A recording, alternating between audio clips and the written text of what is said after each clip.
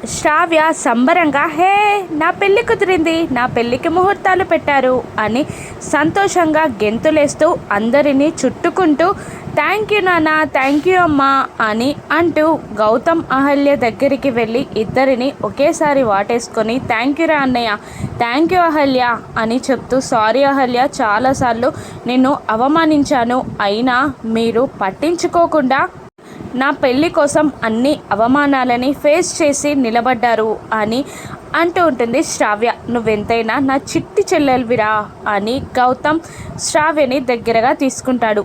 అక్కడికి అర్జున్ వచ్చి గ్రాండ్గా ఏర్పాట్లు చేయరా, అందరికీ పిలుపు పంపించు, పోయినసారి మాట్లాడిన నోర్లన్నీ ఈసారి మూతపడాలి అని అర్జున్ కోపంగా అంటుండగా ఇంద్రాని కూడా పిలవండి, వాడికి కూడా విషయం చెప్పండి అని సుభద్ర అంటూ ఉంటుంది. అవసరం లేదు అని భానుమతి గట్టిగా అరుస్తుంది. ఇంట్లో ఉన్న దరిద్రం చాలదా, మళ్ళీ దరిద్రాన్ని తీసుకొచ్చి ఇంట్లో పెడతానంటున్నారు అని భానుమతి అర్జున్పై అరుస్తూ ఉంటుంది. అది కాదమ్మా, ఇంట్లో జరిగే మొదటి శుభకార్యం కదా అని అంటూ ఒక్కసారి అలా జరిగిందని అలా జరుగుతుందా అమ్మా అని అడుగుతూ ఉంటాడు. అప్పుడు పోయినసారి ఏం జరిగిందో గుర్తులేదా, ఇంద్రా కోసం వెళ్తే ఎవతినో తీసుకొని పెళ్లి చేసుకొని వచ్చాడు నీ కొడుకు, ఈసారి కూడా అలా జరగాలనుందా అని భానుమతి అర్జున్పై విరుచుకుపడగా ఇప్పుడే చెప్పాను కదమ్మా, ఒక్కసారి అలా జరిగినందుకు ప్రతిసారి అలా జరుగుతుందా అమ్మా, అయినా వీడు చేసిన పనికి వాడేం చేస్తాడమ్మా అని అంటున్నా కూడా సరేరా నీ ఇష్టం, నువ్వు పిలిచిన వాడు రాడు కదా, నా మాట మీరి వాడు ఇంట్లో అడుగు పెట్టడు అని అంటూ భానుమతి అక్కడి నుండి వెళ్ళిపోగా అర్జున్ గౌతమ్తో నువ్వు ఇంద్రాకి కాల్ చేసి రమ్మని చెప్పు, కుదరదు అంటే జాబ్ రిజైన్ చేసి రమ్మని చెప్పు, అలా కాదు నేను రాను అన్నాడనుకో నాకు చెప్పు, నేను కాశ్మీర్కి వెళ్ళి చొక్కా పట్టుకుని లాక్కొని వస్తా అని అర్జున్ కోపంగా అంటూ ఉంటాడు. సుభద్ర బాధపడుతూ ఉంటుంది. మరోవైపు బంగారాజు బుల్లబ్బాయి ఫోన్ కొట్టేయాలని వాళ్ళు తాగుతున్న బార్కి వెళ్ళి అక్కడున్న ఒక వ్యక్తి దగ్గర నుండి మంకీ క్యాప్ని తీసుకొని బుల్లబ్బాయి దగ్గరికి వెళ్ళి మందు కావాలా అని అడుగుతూ ఉండగా వద్దు వెళ్ళిపో నువ్వు అని అంటూ ఉంటాడు బుల్లబ్బాయి.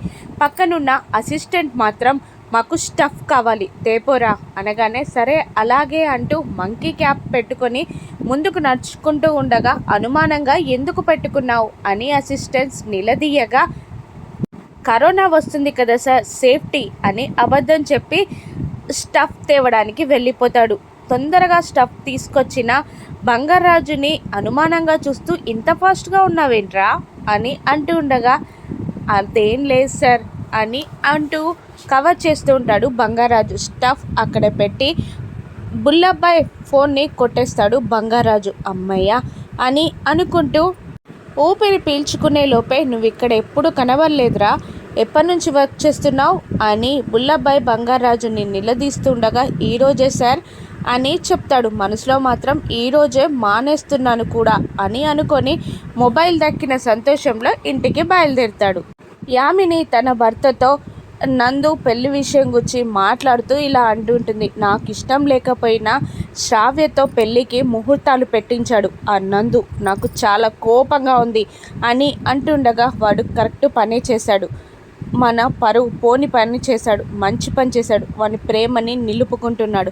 అంతేకాదు అతిథిని కూడా ఇక్కడికి తీసుకొస్తే బాగుంటుంది, తను రియలైజ్ అయితే బాగుంటుంది, గౌతమ్ ఇక తనని పెళ్లి చేసుకోడు, ఇక్కడికి తీసుకొచ్చి వేరే సంబంధం చూసి పెళ్లి చేస్తే తన లైఫ్ మన పరువు రెండూ పోకుండా ఉంటాయి అని అతను అంటూ ఉండగా బిడ్డని ఓడిపోమని చెప్తున్నారా అని యామిని అంటూ ఉంటుంది. నేను నా బిడ్డ మంచి కోసమే ఇలా చెప్తున్నా అని అంటూ ఉంటాడు అతను. ఆ ఇంట్లో కాదు ఈ ఇంట్లో కూడా శత్రువులు ఉన్నారు దానికి అని యామిని నిష్ఠూరంగా అంటుండగా బంగారాజు అక్కడికి వస్తాడు. ఏ కాఫీ తేపోరా అనగానే అలాగే మేడం అంటూ బంగారాజు కాఫీ తేవడానికి వెళ్ళి కాఫీ తీసుకొస్తాడు.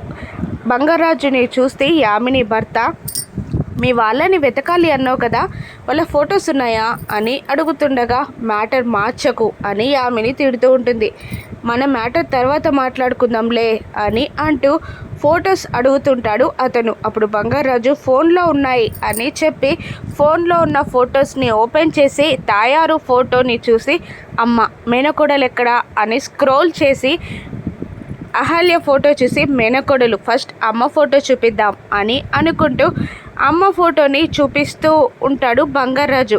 భయంగా యామిని వైపు బంగారాజు చూడగా తనేమన్నదిలే నాకివ్వు అని ఫోన్ అందుకొని ఈవిడెవరు అని తాయారుని చూస్తూ అంటూ ఉంటాడు అతను. అప్పుడు మా అమ్మ అని చెప్తాడు. మా మేనకోడలు ఫోటో కూడా ఉంది సార్ అని అంటూ అహల్య ఫోటో ఓపెన్ చేయబోతూ ఉండగా ఫోన్ పోయింది అని బంగారాజు అదంతా వెతికి కానిస్టేబుల్ దగ్గరికి వెళ్ళి కానిస్టేబుల్ నుండి తన మొబైల్కి ఫోన్ చేపిస్తూ ఉంటాడు బుల్లబ్బాయి.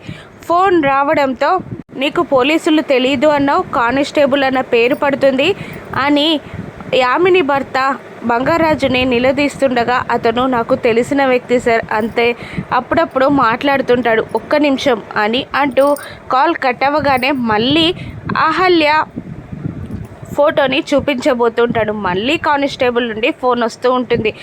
మరోవైపు నుండి కానిస్టేబుల్ ఫోన్ లిఫ్ట్ చేయట్లేదు అని బుల్లబ్బాయికి చెప్తూ ఉండగా వదలకు, ఎత్తే వరకు చేస్తూనే ఉండు అని అంటూ ఉంటాడు. బుల్లబ్బాయి పక్కకి వెళ్ళి ఏం చేయాలి అని అనుకుంటూ కాల్ కట్ చేస్తాడు. మళ్ళీ ఫోన్ తీసుకొచ్చి అతనికి చూపిస్తుండగా అహల్య ఫోటో మీద పేరు పడుతుంది. ఏయ్ ఆ ఫోన్ లిఫ్ట్ చేయనన్నా చేయి, లేదంటే సైలెంట్లోనన్నా పెట్టు అని యామిని కసరడంతో 1 మినిట్ సార్ అని అంటూ లోపలికి వెళ్ళిపోతాడు. ఫోన్ ట్రాక్ చేయమని బుల్లబ్బాయి అసిస్టెంట్ అంటుండగా అది పెద్ద విషయం, నా తంట నేను పడతా అనుకుంటూ కానిస్టేబుల్ వెళ్ళిపోతాడు. కోపంతో రగిలిపోతూ ఉంటాడు బుల్లబ్బాయి. అమ్మో ఇది ఆన్లో ఉంటే చాలా కష్టం అని అనుకొని సిమ్ తీసి పారేస్తాడు బంగారాజు. మరోవైపు ఇంద్రాగుచ్చి టెన్షన్తో గార్డెన్లో అటు ఇటు తిరుగుతూ గౌతమ్ ఏం చేద్దాం అహల్య గారు, మనం ఇన్నాళ్ళు పడిన కష్టం వేస్ట్ అయ్యేలా ఉంది అని గౌతమ్ అంటూ ఉండగా అప్పుడే అక్కడికి వచ్చిన అతిథి ఏంటి ఏం మాట్లాడుకుంటున్నారు అని వెనకాల నుండి గట్టిగా అరుస్తుంది. వీళ్ళ మాటలు విన్నదేమో అని గౌతమ్ అహల్య టెన్షన్ పడుతుండగా మళ్ళీ నన్ను ఎలా వదిలించుకోవాలా అని చూస్తున్నారా, ఎలాగూ శ్రావ్యానందుల పెళ్ళి జరిగిపోతుంది కాబట్టి నన్ను వదిలించుకోవడమే మిగిలింది కదా అని అంటూ ఉంటుంది అతిథి. ఇప్పుడు ఆ మ్యాటర్ మాట్లాడొద్దు అని అంటుంటాడు గౌతమ్. ఎందుకు మాట్లాడాను, ఖచ్చితంగా నాకు న్యాయం చేస్తాను అన్నావు, ఇప్పుడు శ్రావ్య పెళ్ళి కూడా అడ్డం లేదు కాబట్టి నాకేం న్యాయం చేస్తావో చెప్పు అని అతిథి నిలదీస్తూ ఉండగా అప్పుడే అక్కడికి వచ్చిన భానుమతి కూడా చెప్పు దానికేం న్యాయం చేస్తానన్నావు, కాశ్మీర్కి వెళ్ళి దీన్ని వెంట పెట్టుకొచ్చావు, దానికి ఏం న్యాయం చేయాలో చెప్పు, ఇప్పుడే తేలిపోవాలి అని గౌతమ్ని నిలదీస్తూ ఉంటుంది భానుమతి కూడా. అమ్మో ఇదేటో ఎటో తిరిగి నా పెళ్ళికి అడ్డం పడేలా ఉంది, డాడీకి చెప్పాలి అని పరిగెత్తుకుంటూ వెళ్ళిపోతుంది శ్రావ్య. ఇప్పుడు ఏం జరుగుతుంది, అతిథికి గౌతమ్ ఏం న్యాయం చేస్తాడు, అహల్య ఫోటోని యామిని చూసేస్తుందా, రానున్న ఎపిసోడ్స్లో చూద్దాం. Thank you for watching.